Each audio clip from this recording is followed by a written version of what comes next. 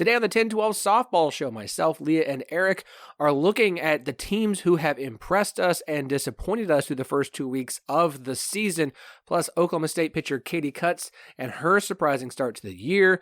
Arizona has been incredible, and the week 3 games you cannot miss. Plus, Oklahoma State's Rosie Davis, coming off a great performance at Clearwater in Florida, joins us to talk about her weekend and this year's Cowgirl team. Coming up on the 1012 podcast. Hey, it's Bill Simmons from the Bill Simmons Podcast here to tell you about Michelob Ultra Courtside. It's getting fans closer to the NBA with a chance to win prizes like courtside seats, a trip to All-Star Weekend, and much more. Check it out at MichelobUltra.com/courtside. Michelob Ultra Superior Access, Courtside 24-25 sweepstakes, no purchase necessary. Open to U.S. residents 21 and up. Begins on October 1st, 2024, ends July 1st, 2025. Multiple entry periods. Visit MichelobUltra.com/courtside for free entry deadlines, and official rules. Message and data rates may apply. Void where prohibited. Go further with the American Express Business Gold Card. Earn 3 times membership rewards points on flights and prepaid hotels when you book through AmexTravel.com. Whether your destination is a business conference or a client meeting, your purchases will help you earn more points for future trips. Experience more on your travels with Amex Business Gold. Terms apply. Learn more at americanexpress.com/business-gold. Amex Business Gold Card. Built for business by American Express.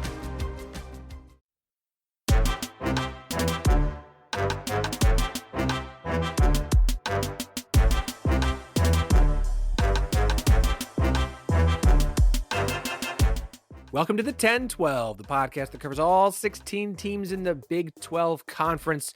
We are the flagship show, the 1012 Network. Find every show on the network at 1012network.com. And of course, we are partners with Sports Social, Europe's biggest sports podcast network. I'm your host, Phillip Slavin. Thank you for joining us today. On Thursdays, we talk softball. That is what we do here every week, and I cannot be more excited about it than I am every single Thursday. I don't know how to be more excited. Because every Thursday I'm at like peak excitement level to sit here and talk Big 12 softball with 2 of my favorite people. I mean, in general, I don't even mean just talking softball, like 2 of my favorite people. He is the voice of UCF softball. And if you are watching the Mary Nutter tournament this weekend on Flow Softball, which I will be, you will hear him there as well. He is one of the best voices in college softball. One of the co-hosts of the In the Circle podcast. He is Eric Lopez. It is good to be on. Just for you, I am on with you on a game day because I'm also calling UCF softball on Thursday and Friday. UCF's hosting Quinnipiac in Pittsburgh on Thursday on ESPN Plus, and Florida Gulf Coast on Friday. So I have a doubleheader on Thursday, but just only you guys are the only other people I'm talking to when other than that broadcast. That's nice. I appreciate that. That's really nice. It's nice to hear that the weather is not negatively affecting Florida. You guys don't have a lot of snow in Orlando, I guess. Yet. You're no, not we're dealing good. with... I think we're all right there. We're 65 okay. maybe. Speaking of snow and ice, I would assume there is some where the trash talk queen of the 1012 network, the mother of the Cycloneers, is located. She is Lea Nelson. Lea, is there more snow in Arkansas than Iowa right now? Oh, I don't know, but man, is it cold here, negative a bajillion, so bad stuff. I mean, you just follow the softball team out to Arizona. That seems like a good idea. I thought about booking a trip or hiding in one of their suitcases, but I don't know how Coach Pink would feel about that. I'm sure he would be thrilled to have you. Just be like, Pink, I am just here to be the Batgirl. You know, right. I'm just gonna take that responsibility on. Just give me a seat on the bus. I'll pay for my own room, my own food. You know, just let me. I'd do ride on the bottom of the bus. Yeah. I'd do it. I'd cheer loud. I think it's a win-win. I think it is. Iowa State could definitely use some extra cheering this coming weekend. Look, I say that they had a good week 2. Like they had a very nice bounce back in week 2. They only dropped 1 game. I think that's big for Iowa State after a very tough week 1. They went 3-1. Kansas and Iowa State both out there the same in California at the same tournament. Both went 3-1. Both had nice bounce backs. That's what you want to see after a tough start for both to open the season, is to be on the road again and have a nice weekend where you say, okay, maybe we're taking steps forward. Maybe we are seeing some improvement from week 1 to week 2, and it'll be interesting to see what Iowa State and Kansas both do in week 3 as well. Lea, how much did you get to watch the Cyclones this weekend? So they didn't have any broadcasted, but I did get to follow along on social media, and I was excited for them. I think they're in the right direction, like you said. And I think it's at this point, you just need a little bit of a confidence booster. They've got a lot of young girls. And I think, moving forward, they are going to feel a little more comfortable and a little more motivated and just be able to be a little more relaxed while they play. So I'm excited for them. It should be a good weekend this weekend. Very good. Very good. We'll talk about week 3 a bit coming up. And they've got a couple of, I think, interesting opportunities for Iowa State. Eric, UCF, tough weekend at Clearwater. Didn't quite go the way that they would have liked, I think. Certainly not loving the fact that we have our first tie of the season in the Big 12. We cannot avoid ties. For some reason, it feels like 3 years in a row now we've had a non-con tie, and I hate that. I hate it. I loathe it, and I just like it. Can we finish a game? Can we figure something out? Can we work with understand the weather better so that we can avoid these kinds of things?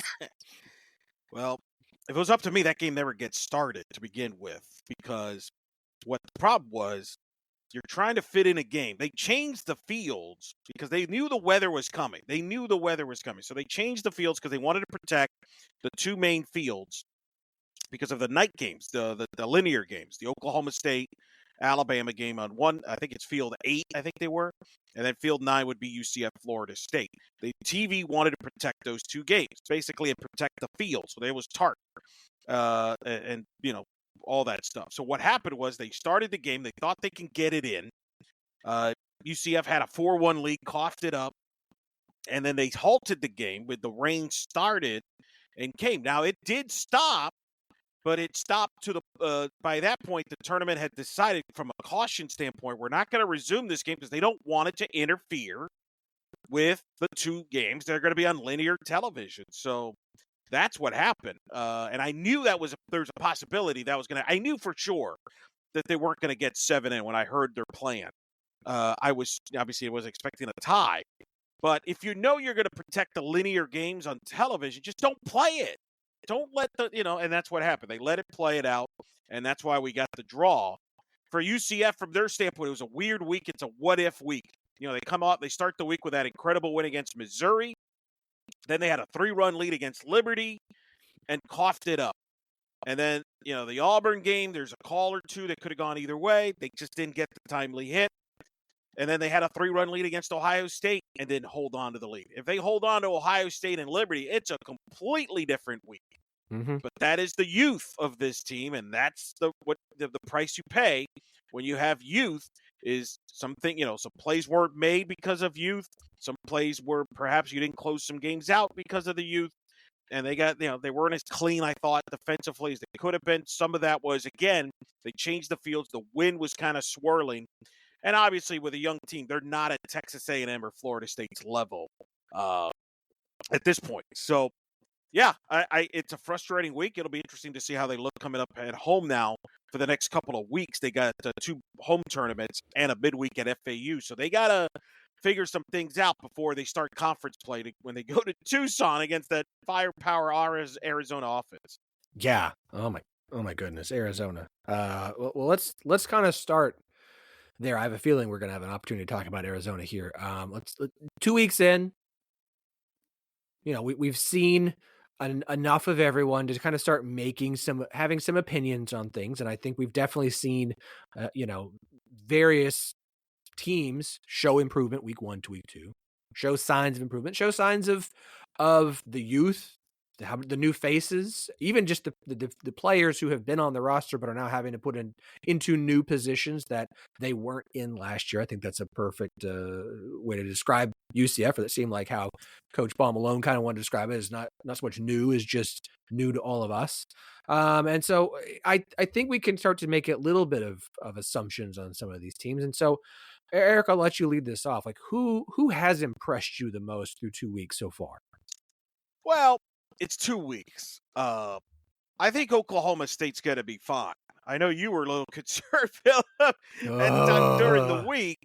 I think they're going to be fine, though. I mean, they find Carly Godwin with the walk-off against A&M. They find a way to get a walk-off against Alabama. I thought Kenny Gajewski had a great comment at what I think was the Sunday night game in the in-game interview where he says, you're not going to go through anything harder than this week. And that's what Clearwater provides. It's a very, I would argue, unfair scheduling at times. It seems like Florida State's the only team that doesn't have to play back to, multiple games here and there. And it seems like the schedule always works out for them. Wonder why. But Oklahoma State had a tricky schedule there, but I think they'll be better off for it. I know there are some pitching concerns. I will say, I think we may have underestimated. We just assumed they would replace Lexi Kilfoyle and her level of pitching. Maybe that's going to take a little more time than we thought. Because Kilfoyle, let's give her credit, was the best pitcher in the Big 12. I think Ruby Malin is still a work in progress. We don't, I thought she threw all right and well against Alabama, but can she return the form from a couple of years ago? I don't know. Crandall has struggled a little bit. Obviously, one of the interesting ones, veterans stepped up from the pitching, but I think they'll be fine. Texas Tech still a work in progress offensively. You know what you're going to get in Nyjah Kennedy. That pitching matchup, I don't know if anybody got to see it on Friday night against Tegan Cavan, was fantastic. I had Kat Osterman on the podcast this past week on In the Circle to talk about it because she called the game.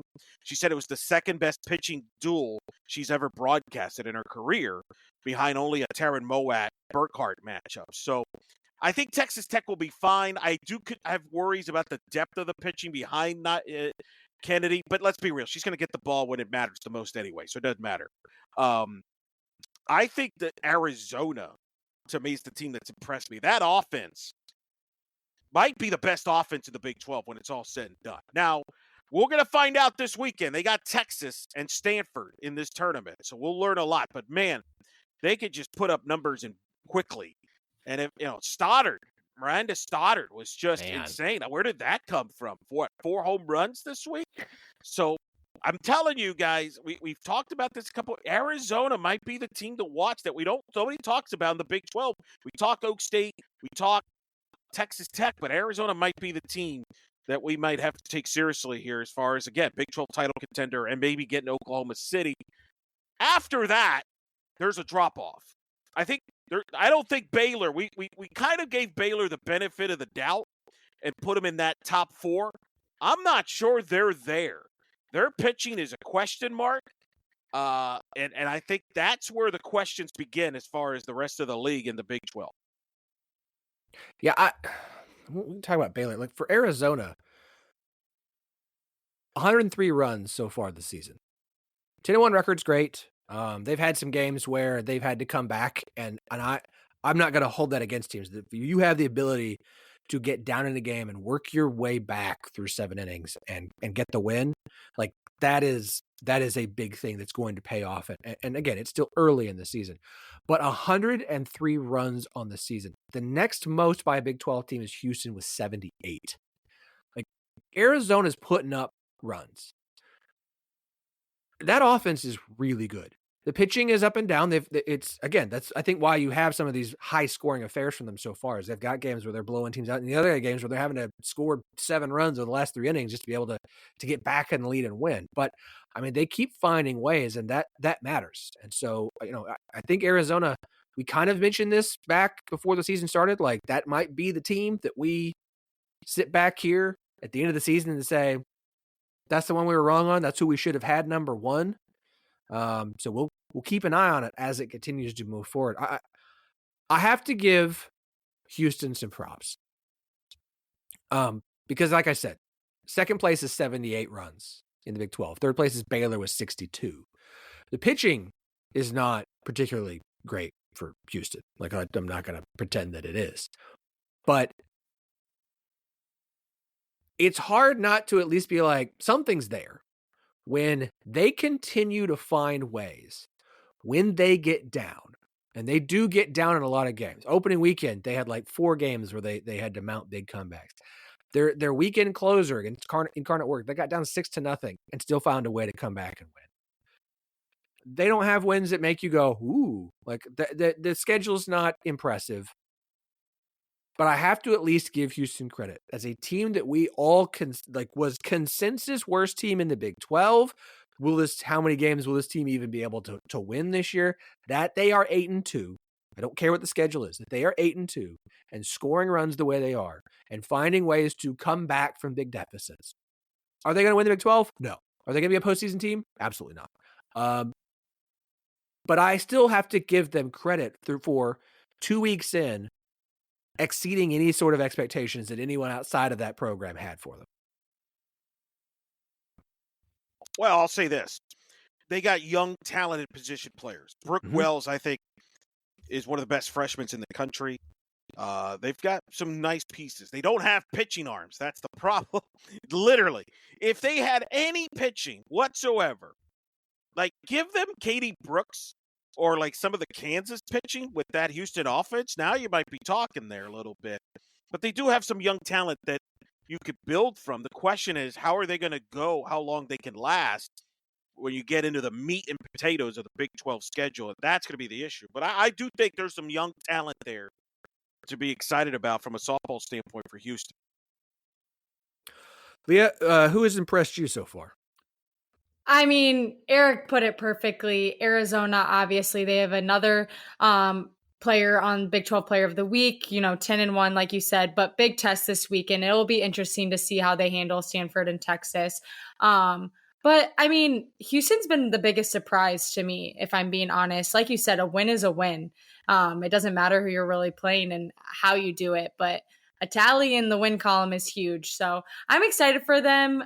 It'll be interesting. And I almost feel kind of guilty and bad because I ranked them so low and I didn't really give them any credit, but we'll see. And again, I'm kind of thinking maybe I should have put Arizona at number 1 for Big 12 preseason ranking, but I guess we'll see. Yeah, no, we will. Look, it's still, again, it's early, but I'm going to give them their props for what they have achieved so far. I know every operating system like the back of my hand. I have 25 years of experience and have worked with several people from your company. I've been recognized for my passion. My team is everything.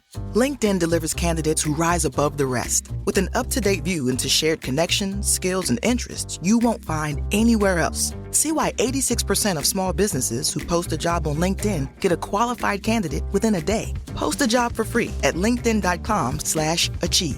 LinkedIn, your next great hire is here. Speaking of surprises, Eric, you kind of touched on the pitching issues and concerns for Oklahoma State. I don't think anyone was like, they're just going to replace how incredible Kilfoyle was last year. But you certainly expected more from Ruby Malin, and I think she's been okay. Crandall's been really disappointing. And shout out to friend of the pod, Brady Vernon from Softball America, who had some thoughts on her and kind of thoughts on, it seems like she's trying to try some stuff, and we'll see how that continues to progress, or if they kind of, look, I remember the beginning of last year when Kenny was going to try and run his bullpen like a baseball team with someone to starter, a middle person, and a closer.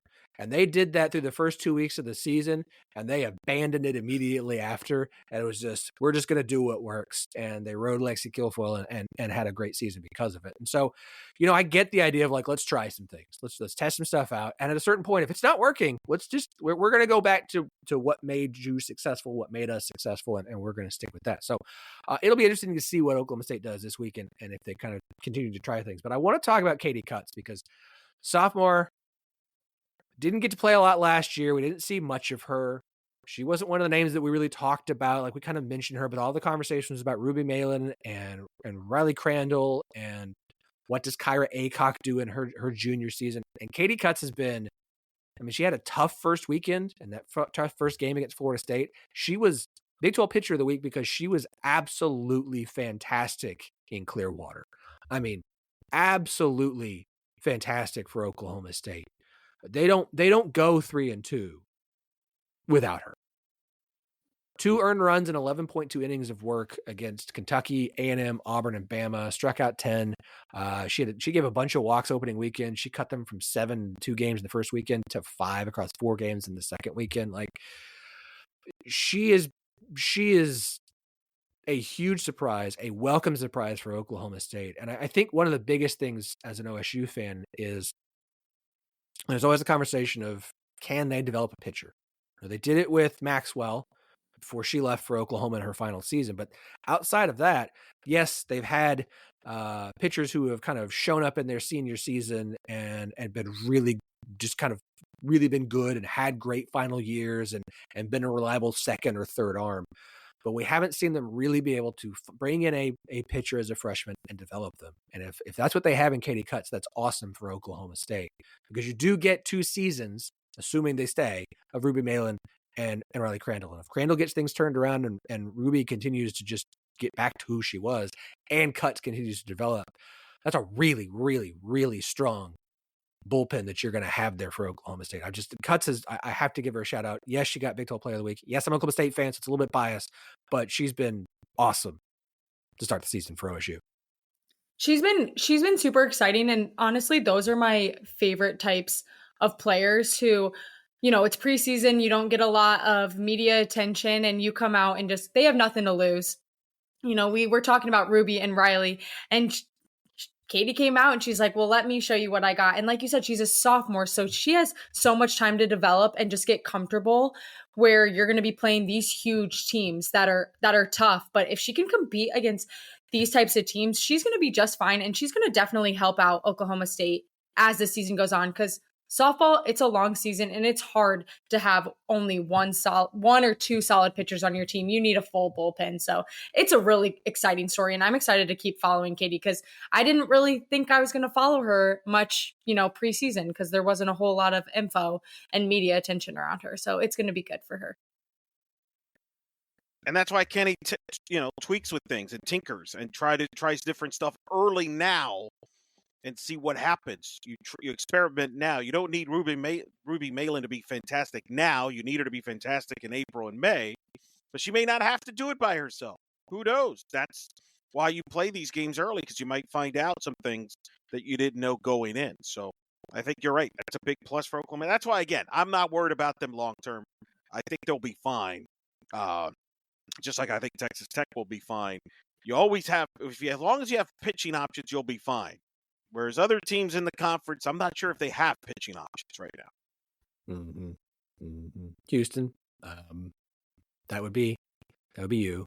Sorry, I know that seems mean, but I mean, it could be Utah. Could be Utah too. I mean, they're struggling. Yeah. And I mean, that's oh man. And speaking of teams that gave up a lot of winnable games last weekend, 4 games by 1 run or 2 runs, all of which went an extra inning, and Utah had a lead in all 4 of those, of their 5 losses. It's just it's been bad. Giving up the 10th most runs so far in the Big 12 with 62. They are 21 errors on the season, which is the worst in the Big 12. It's not just pitching, it's also defense. Like, it has, I had on their game against Fresno on Monday while I was at work, so I could just listen because it was on the Mountain West game. And, it was a nice start, and then it just it fell apart. It's like, oh, let's go in extra innings. Let's see it. No, like that's a young team. Yeah, now, there's potential there. There's moments that are good. There's players who you kind of see like can do something, but this is definitely a rebuild year for Utah. It is. They've got to have a lot of growing pains this year. I don't know who the worst team in the Big 12 is this year, but Utah's in the running right now. Well, they had no experience pitching, basically coming back, had to replace some pieces offensively and defensively, and some rough patches here early. You're right. That could be a rebuild. And the question is, can a team like BYU, for example, take advantage in a year where Utah's rebuilding, UCF kind of in a rebuild to some extent, although I still think UCF's got some better softball head, but they're young too. Rebuild there. Baylor, I think, has some questions pitching-wise. I'm telling you, BYU, I watched BYU play at Puerto Vallarta, and it's just like can they just put it together consistently? Like one game they look fantastic, then the next game they don't, and then they're playing 3-hour games because they're making 800 moves. But I think BYU, a team like that, can they be the team that steps up for the Big 12? There could be something. I'm very intrigued to see them this week and just see that progression from them. It's interesting. I feel like there's like pairings of teams because you talk about BYU being up and down. Like I have the same thing for Arizona State, who I'm still on my this is my team I'm paying attention to, because you look at what Arizona State has done this season, you go, this is awesome. You've got the win over Miami of Ohio, you got a win over Cal, you beat Oregon in comeback fashion, you've beat Washington, but also you lost to North Dakota in 6 innings, and you lost to a good Grand Canyon team this year, but you got shut out by Grand Canyon. Lost to Belmont. You lost to Belmont in 8. And like, talk about up and down teams. Like, Arizona State is not a team that I would want to look forward to playing, or BYU, because it's absolutely one of those teams where like we could get them in 3 games where we can beat them 3 times, or they could come out and play like they did against Oregon and Washington and win that series. Like, that is they are just so up and down. And, for BYU, like, look, they have the lowest team ERA in the Big 12 at 1.48. Like, the pitching is there. The offense is a little bit up and down, but the pitching is there. BYU and Arizona State, those are 2 teams I am absolutely keeping a very close eye on as things continue to move forward. I think your description there is going to describe, that's going to be how Big 12 play is throughout. You're just going to have, like, we're going to have lousy records. I hope 3 of us understand. We're going to be lousy this year picking these series. Oh yeah. We're going to have one idea going in, and then it completely, 180. And it's going to be interesting. How much does the Big 12 beat each other up? Does it beat each other up to the point where it hurts itself from a bid standpoint, or does a couple teams step up there to go along with Oklahoma State, Texas Tech, and Arizona, who I think at this point we feel pretty comfortable will be, in some order, the 3 best teams in the Big 12 at this point? Well, for the last few years, we just had, OU, pick OU, pick Texas, pick Oklahoma State, and then we just have to, where you're having to guess is whatever other series there were, and you could usually do a pretty good job of picking like Baylor over, the worst team in the conference. Leah's looking at me like I was going to say, what are you about to say? But like, we don't have that. Like, and maybe that's what's going to happen with like Texas Tech, Arizona, OSU. Maybe it'll just be, just mark them for W's. And if you do that every week, you'll take a loss somewhere. But for the most part, if they're not playing each other, you're going to be okay. Well, a couple things too, by the way. You don't play everybody this year. No. So, for example, who avoids Texas Tech? For example, UCF does not play Texas Tech, so they don't have to face Nyjah Kennedy in a minimum twice this year in the regular season. On the other hand, they also avoid Utah, which at the beginning of the year you're thinking, wow, that's a good break. Maybe not. Maybe you'd rather play Utah right now. Who knows? But that's going to be a factor. And who takes advantage of when they play Texas Tech, maybe winning the one game that Nyjah doesn't start in the circle? Who is that team outside of potentially Arizona and Oklahoma State? Do they take advantage and take a game?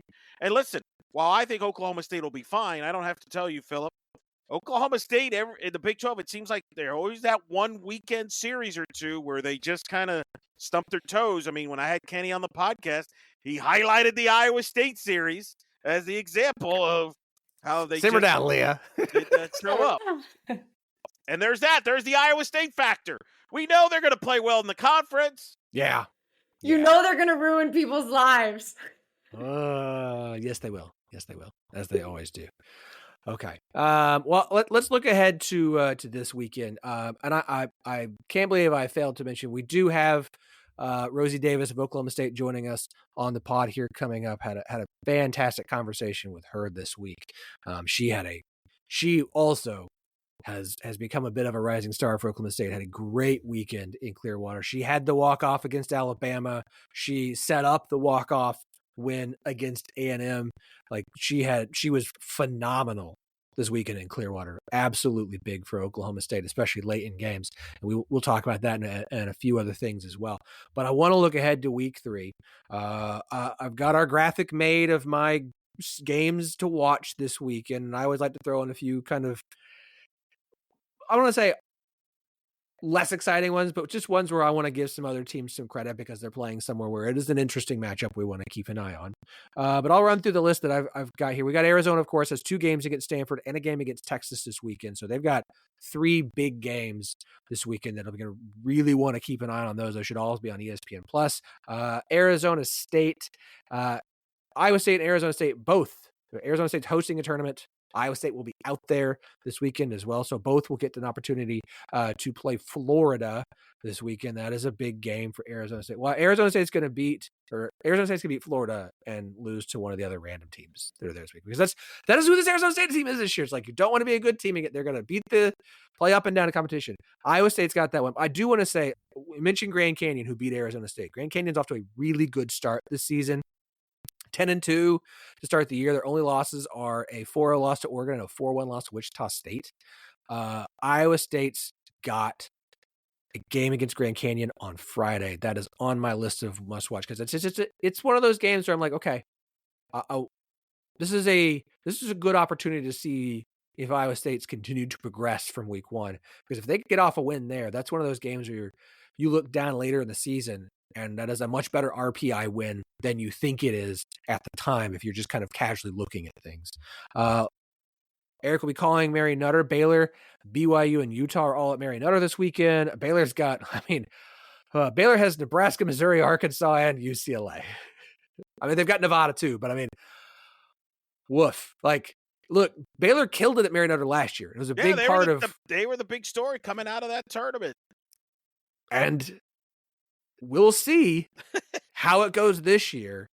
BYU's there. BYU with a much lighter slate. They do have Washington on Thursday and Duke on Saturday. A couple opportunities there.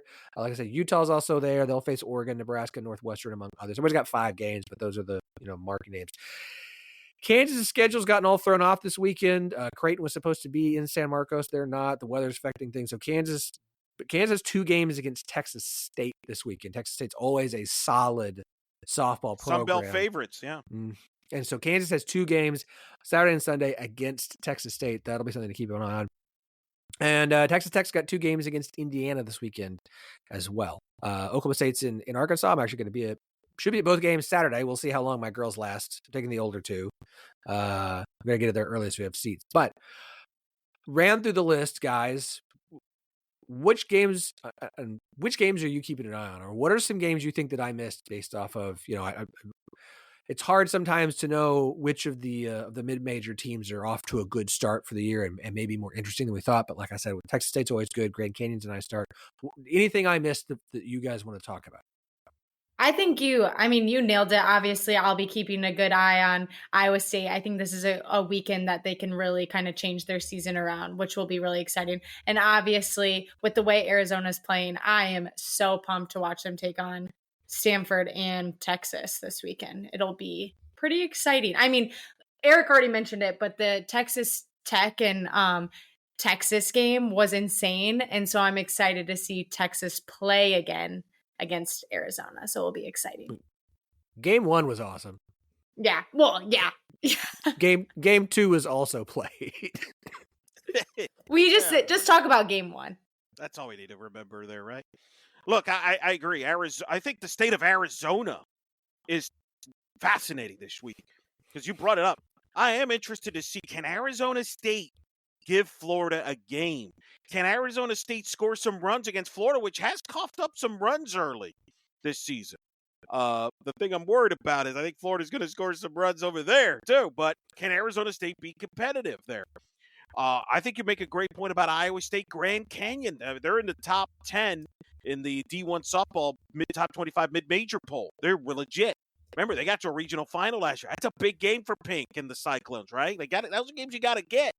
So I think the state of Arizona is going to be fantastic. Stanford, we talk so much about Nyjah. This is the first real test for Stanford without Nyjah, how do they look in that field playing Arizona? So that's going to be interesting. And then we brought up, obviously, Nutter with Baylor and Utah. Woo! Is this a tournament where they turn things around, or do they dig themselves a hole? I think it's going to be the big questions there. But, we'll see what happens. I think the state of Arizona is definitely the intriguing to see how Iowa State and Arizona fare. Yeah, definitely want to keep our eyes on there. The Arizona State, step it up. Okay, I appreciate that the Iowa State Grand Canyon game is on ESPN Plus, but none of the other ones are. Okay, come on. If UCF can do it, all the rest of you can broadcast other teams' games that you're not a part of. Okay, just make it happen.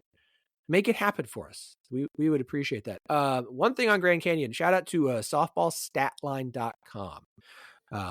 Really like some of the stuff he's putting out there, and he's got some early softball rankings. I mean, look, there's limited data through 2 weeks, but I appreciate that he's putting this out there. And I going through it makes a lot of sense.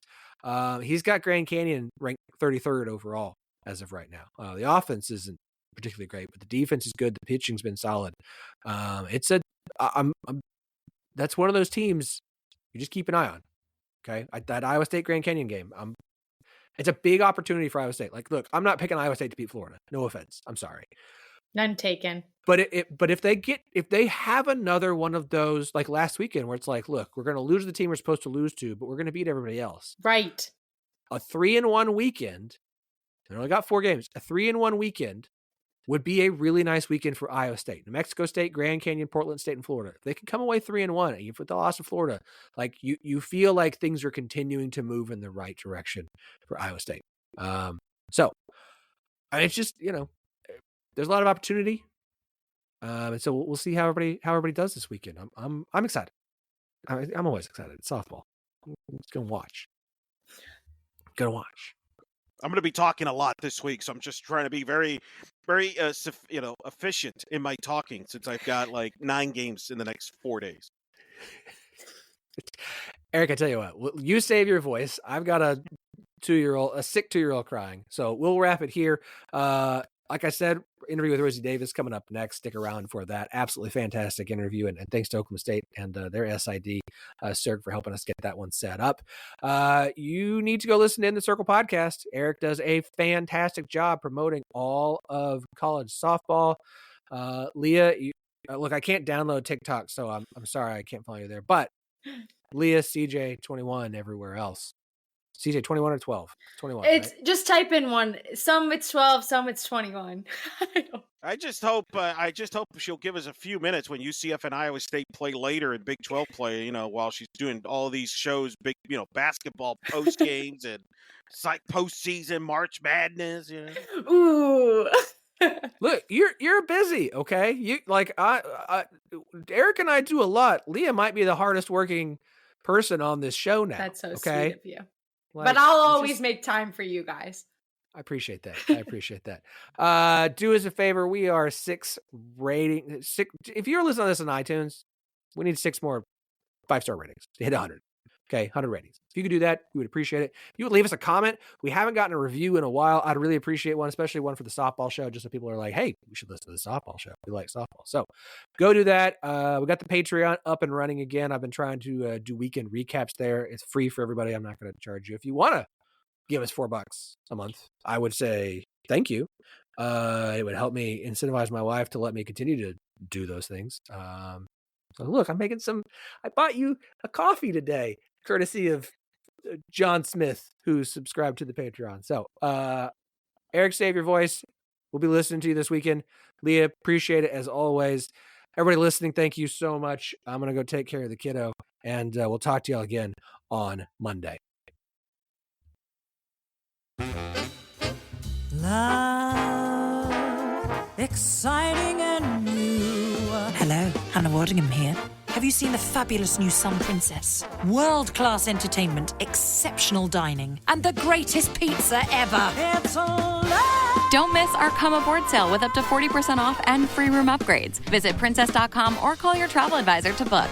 Princess Cruises. Terms and restrictions apply. Offer ends 2/28/25. Ships at Bermudan and British Registry. She was absolutely one of the stars of the weekend for Oklahoma State softball. Very excited to have sophomore infielder Rosie Davis joining us here on the 1012 podcast. Rosie, welcome. Thank you. It's so nice to be here. We're thrilled to have you. This weekend was wild.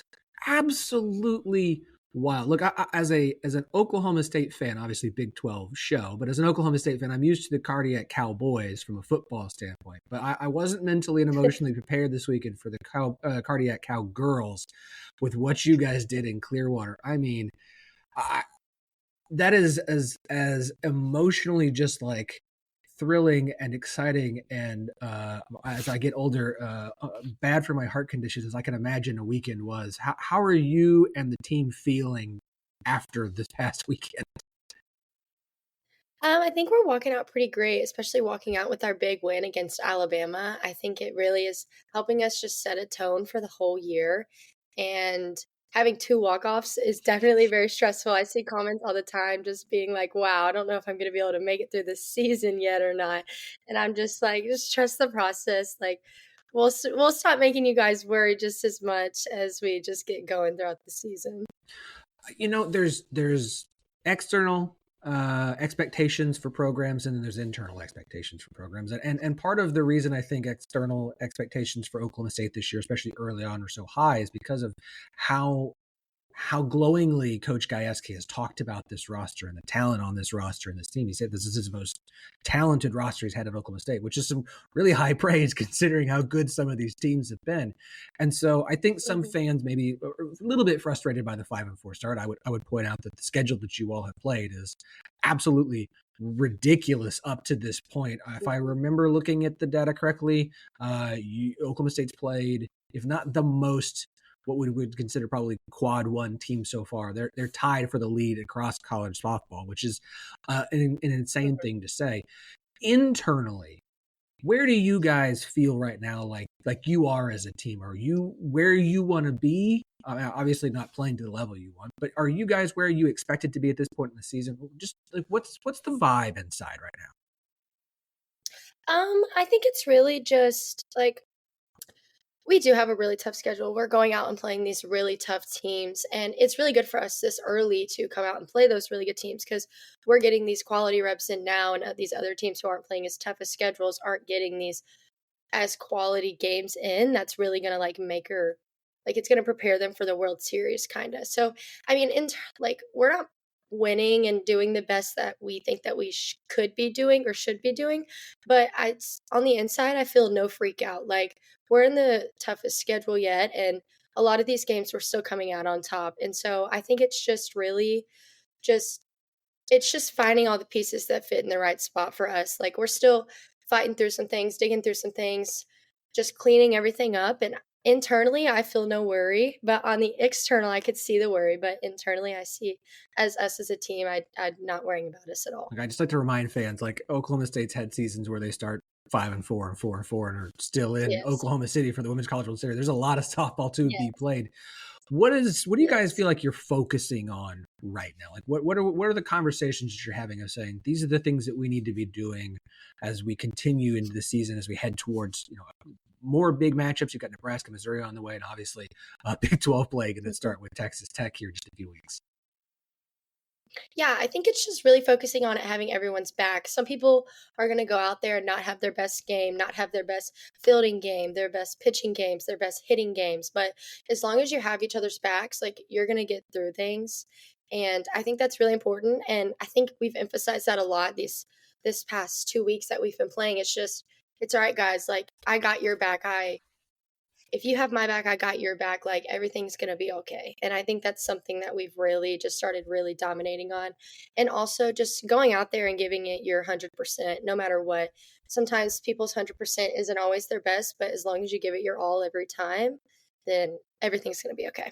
So we have to talk about your weekend for a second, because, I mean, 7 for 14, 8 RBIs, 2 home runs, walked 4 times, 1 walk-off hit, and another hit that wasn't the walk-off but set it up for the win against A&M. I mean, an absolutely incredible weekend for you and performance for you. I mean,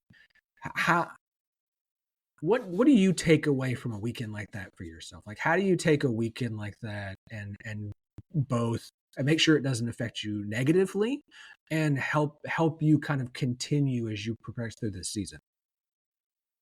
Yeah, I think something that I'm going to really focus on for the team this weekend is just having like the mental game that I did have. Like mentally, I had a really good game, but even though we didn't always come out on top, like I still played really well. And so I think it's more of the mental part of just spreading that of like what I was thinking in the box in order for me to do these type of things.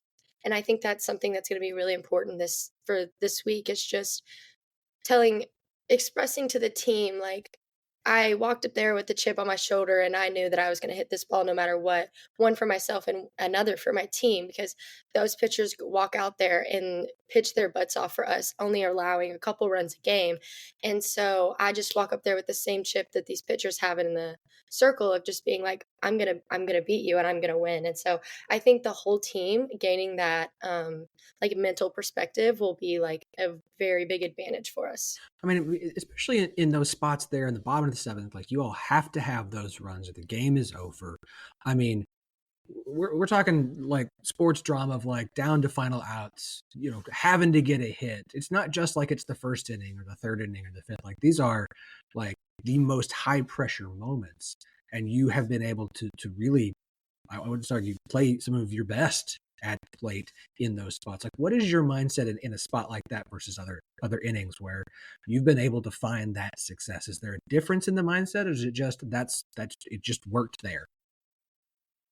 I wouldn't say it's a huge difference in the mindset. I just when I stepped in those box in those last like the seventh innings or whatever, I was really like, this would be really huge for our team right now to get this walk-off win, to have some good things to take out of the weekend.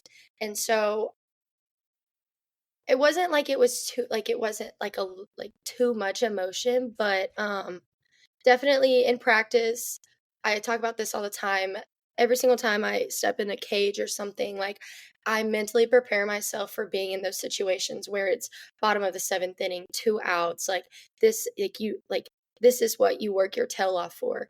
And if I think about those in the cages, when I get in the game and I get to those big moments, they don't seem so drastically big for me because mentally I prepare for these things for a really long time, so I can be successful in those moments. It's awesome. That's the dream, right? Like to mentally prepare for that situation, and when the opportunity presents itself, to be able to that work to pay off for you, not just once, but I mean twice this weekend. I mean, that's absolutely huge. I mean, that's your second walk-off of your career. You had one against Wichita State last year. Now you've got 2 walk-offs, and again, we have to give Carly the credit for the walk-off, but it doesn't matter if you don't deliver the way you did before she came into the box. So it was awesome. I want to ask about hitting coach Vanessa Shippey Fletcher. I know that she kind of took over that role late last year, and so now that you've had both a full season and a full off season with her as the hitting coach there at Oklahoma State. What are your thoughts on her as far as hitting coach at this point, and kind of what have you been working on with her entering this season? Yeah, I mean, I couldn't say enough nice things about Shippey. I mean, she has been an amazing hitting coach, been an amazing person for me just to look at. I mean, you see her career and see how amazing she was, and it's really awesome and cool to see that she's back at the program to where she did have these amazing seasons at. But I can't say enough amazing things about her. She gives you so many different perspectives and lets you run with them. She doesn't try and change your swing to make you fit into this certain box, because not everybody's going to fit into this certain box. And so I think her just being able to coach you the way that you want to be coached and the way that you want to be played is absolutely surreal. So I think having Shippey as my hitting coach has been one of the best things that's ever happened to me. And I've told her that many times. I'm like, I don't know what I would do without you being my hitting coach. Like, I can't say it enough how much you've grown the game for me. And so, yeah, I genuinely, I don't think I can say enough nice things about her. It's awesome. Look, it's great to see her continued development from player to now full-time coach there at Oklahoma State. There's no Oklahoma State softball fan who doesn't know who she is and doesn't love to see her continue to find success there within the program. Obviously, Greg Bergeron was brought in this offseason to help kind of be use some defensive coordinator as one of his titles is now. What has that transition been like going from Coach Gajewski calling the defense to Coach Bergeron? It's been amazing. I mean, one thing that I will say about Bergie is that he paid attention to the small details. And so these things that maybe were overlooked in the past, not on purpose by Coach G, but just like not paid attention to, Bergie has done a really good job of just coming in here and just nailing things down for us. Also, I would just like to mention that he's the biggest goofball ever, and he loves to dance. He loves to do all of that. So also having that energy of just having fun is just really comforting when it comes to just such a mental game, but also he makes it so much fun out there for us. That's awesome. Bergie. Okay, I won't call him Coach Bergie. I'll let you No, it's fine. It's funny. No, this is good. This is what you want. You want the inside, the inside scoop on these situations. So I'll leave that to you. Looking at the schedule moving forward, you guys are headed to Arkansas for this weekend. You've got some games against UCA, SIUE. After playing these games against Florida State and Alabama and A&M and UCLA, how does your mindset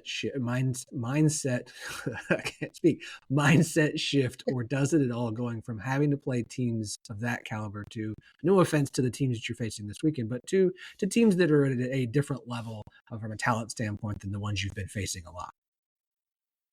Yeah, no, I don't think the mindset changes at all for us. I mean, we're still going out there trying to dominate, trying to win every pitch, win every bat, win everything. And so I don't think the mindset changes as much, because I think the sole purpose is still to go out there and win and get everything you have. And that's kind of like our establishments as a team. And so I'm not sure our mindset will change that much, but so yeah. Okay. All right. That's good. All right, Rosie, you've been awesome. I really appreciate your time. I know your voice is still recovering after a very exciting weekend with a lot of yelling and celebrating, which absolutely is deserved. But I want to wrap up on a few questions that I feel like I'm asking players all this season, just because I like to do some fun things as well. Okay. Number one is, What is your walk-up song? My walk-up song, It's a Great Day to Be Alive by Travis Tritt. And I think it really sums me up a lot, because I'm a very happy person. And so when I go up there to the plate and I hear the song, It's a Great Day to Be Alive, it just makes me very grateful every time I get to go up the box. That's awesome. Okay. Peanut butter and jelly of choice. Strawberry jelly. Okay. Good call. What is your game day ritual? I will always have a nutrition tea, like a Herbalife tea. And then also I have this superstition. I don't know if that falls into this box, oh, yeah, it does. My superstition is that I have to put my left sock on before my right sock, but then I also put my left sock on my right foot and my right sock on my left foot. Okay. So I just mixed it all up. You have a difference in left sock versus right sock? I've just put the socks on. Is there? No, apparently I do. It's just, okay. I did it one time and now I just do it every day now. Okay, perfect. All right, good. Got it. Well, I was going to ask, throw a perfect game or hit a walk-off, but since you've already hit a walk-off, I feel like that kind of would answer that question. All right. Who is the biggest, let's use the word personality, on the team this year? Biggest personality. I'm gonna have to go with Carly. I mean, she is the biggest. You might not be able to see it as much on TV, but she's genuinely the biggest goofball you will ever meet. And anybody who's on this team will probably say the same thing, that she is the biggest goofball, even though her facial expression might not show it, but she definitely has the biggest personality. That's good. That's awesome. Okay. Last one. Best trash talk that anyone has thrown at you. Ooh, thrown at me. Ooh. I'm not sure I've had much. I'm not gonna lie. Okay. I've heard a lot of crap talking to my teammates, but they kind of just kind of go back and forth. But I don't know if I've really had that much to me. Okay, well then I'll follow up with, what's the best trash talk you've heard this season directed at any of your teammates? It wasn't so much of a trash talk. It was more of like a body movement. Ruby was pitching, and I want to say she threw a changeup in the dirt, and the batter looks at her and just shakes her finger at her leg. But then I would like to add after that she did indeed strike her out after that. Karma is swift and merciless every single time. Rosie, thank you so much. Really appreciate you hopping on the show with us today. Good luck to you and your team this weekend and the rest of the season. Awesome. Thank you so much.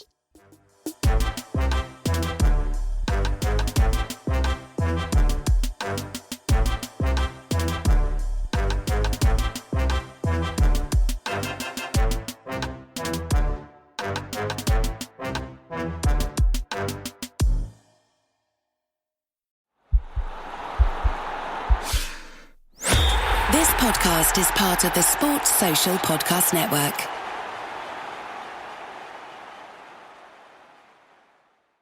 Angel Reese y McDonald's tienen la clave para un post-game meal de campeones. Una QPC con salsa barbecue y tocino, papitas y un refresco. Los pros le llaman el Angel Reese Special. Llévate el Angel Reese Special solo en McDonald's.